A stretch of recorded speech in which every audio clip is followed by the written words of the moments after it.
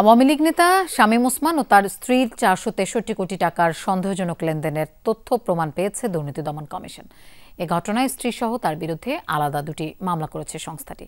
সেই সাথে তার দুই সন্তানের অবৈধ সম্পদের প্রমাণ পাওয়ায় নোটিশও জারি করা হয়েছে।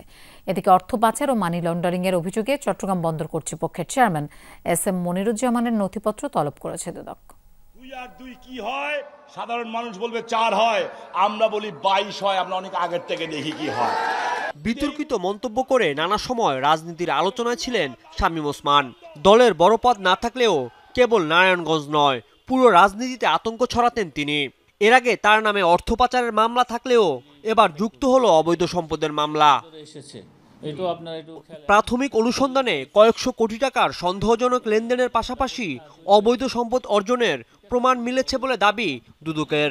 সংসদ সদস্য হিসাবে দায়িত্ব পালনকালে ক্ষমতার অপব্যবহারপূর্বক ৬,৬৭,০০,০০,০০০ টাকারও বেশি মূল্যের জ্ঞাত আয় বহির্ভূত সম্পদ অর্জন এবং ৯টি ব্যাংক হিসাবের মাধ্যমে ৪৩৯ কোটি টাকারও বেশি অস্বাভাবিক এবং সন্দেহজনক লেনদেনপূর্বক হস্তান্তর, রূপান্তর, স্থানান্তর করার অপরাধ অনুসন্ধানকালে প্রমাণিত হয়েছে। ২০২৪-এর ১৯ জুলাই কোটা বিরোধী আন্দোলনে নারায়ণগঞ্জ শহরে শামীম ওসমানের নেতৃত্বে আন্দোলনকারীদের উপর গুলি ছোড়ে সন্ত্রাসী দল। শামীম ওসমান এখন পলাতক।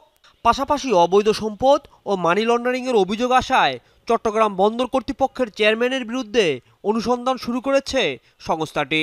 জনাব এস.এম. মনিরুজ্জামান, চেয়ারম্যান চট্টগ্রাম বন্দর কর্তৃপক্ষ চট্টগ্রামের বিরুদ্ধে ক্ষমতার অপব্যবহার, অনিয়ম, অর্থ আত্মসাৎ, মানি লন্ডারিং এবং অবৈধ সম্পদ অর্জনের অভিযোগে অনুসন্ধান কার্যক্রম শুরু হয়েছে। এই সংক্রান্তে রেকর্ডপত্র সংগ্রহের জন্য অনুসন্ধানকারী কর্মকর্তা রিকুইজিশন দিয়েছেন। এদিকে বন্দর কর্তৃপক্ষকে কর্ণফুলী ড্রেজিং প্রকল্প সংশ্লিষ্ট অনুমোদনপত্র, আর্থিক বরাদ্দ, টেন্ডার, চুক্তির নথিসহ মনিরুজ্জামানের ব্যক্তিগত ও পারিবারিক নথিপত্র ২৮ জুলাইয়ের মধ্যে দাখিলের নির্দেশনা দুদকের। রাজীব আহমেদ, যমুনা নিউজ, ঢাকা।